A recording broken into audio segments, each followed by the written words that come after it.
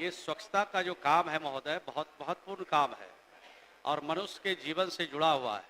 और माननीय सदस्य की चिंता यह है महोदय कि जो काम हो रहा है, स्वच्छता का काम हो रहा है, घर घर से कचरा उठाव का काम हो रहा है और उसमें जो ठेला खरीदे गए हैं जिस पर कचरा लादकर डब्ल्यूपीओ तक लाए जाते हैं महोदय, और वहाँ पर जो ठेला है और जो रिक्शा है महोदय वो खराब की हालत में है, उसको कैसे ठीक करा जा सकता है। तो ग्राम पंचायत के पास पर्याप्त राशि रहती है महोदय और 1 साल तक मेंटेन करने का काम विभाग के तरफ से किया जाता है और 1 साल के बाद, अरे सुनने दीजिए उनको ना, 1 साल के बाद वो जो खराब हो जाता है, कोई दिक्कत हो जाती है, तो ग्राम पंचायत में 15वीं वित्त की जो राशि है महोदय उस माध्यम से उसको ठीक ठाक करा करके इस योजना को संचालित की जाती है। बोलिए महोदय, मैं जानना चाहता हूं सरकार से, एक तो मैं जानकारी भी देना चाहता हूं कि मजदूरों का भी उनका जो मजदूरी है वो बाकी है, 6-6 महीना से बाकी है और वो भी नहीं दिया जा रहा।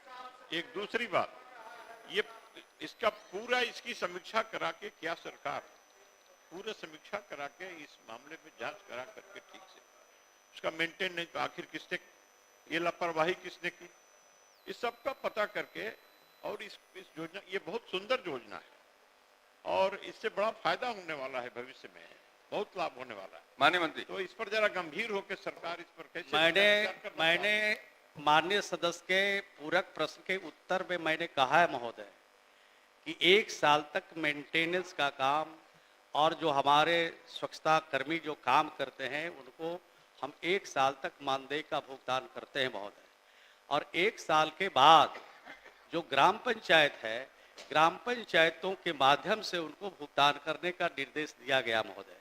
और हर घर से कचरा जब कलेक्शन होता है महोदय तो मात्र 1 रुपया प्रतिदिन के हिसाब से जो ग्राम पंचायत में जो हमारे लाभुक हैं उनको देना है महोदय। और अगर ये उपलब्ध नहीं होते हैं तो ये ग्राम पंचायत को देखना है कि आखिर पैसा क्यों नहीं दे रहा है। और इसके अलावा भी 15वीं वित्त के पैसे ग्राम पंचायतों को मिलता है महोदय, उसके माध्यम से चाहे उनके मानदेय हो, चाहे ठेला और रिक्शा खराब हो, चाहे अन्य प्रकार की जो कमी है उसको दूर करने का निर्देश विभाग के द्वारा दिया गया है। हो गया।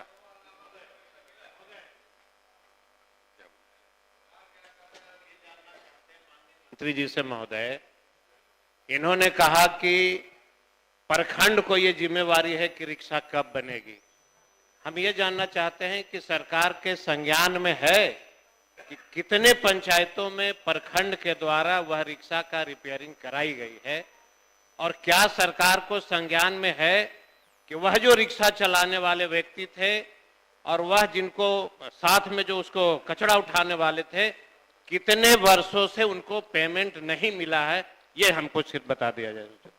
माननीय मंत्री, माननीय सदस्य ने जो प्रश्न पूछा है महोदय, ये प्रखंड की जवाबदेही नहीं है महोदय, ये ग्राम पंचायत को जवाब दिया गया है। ग्राम पंचायत के जो हमारे माननीय मुखिया हैं उनके देखरेख में ये काम होता है महोदय।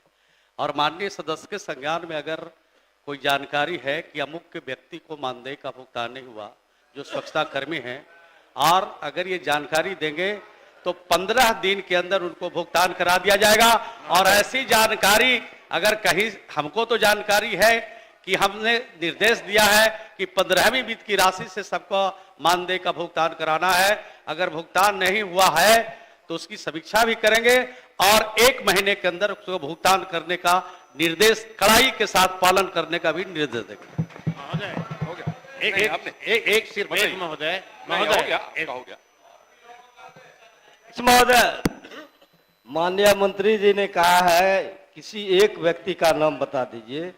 मैं अपने क्षेत्र के कई लोगों का नाम मैं मंत्री जी को लिख कर दूंगा जो 1 साल से मानदेय उनको नहीं मिला है, और रिक्शा ठेला महोदय सारा टूटा पड़ा हुआ है, उसको देखने वाला कोई नहीं है।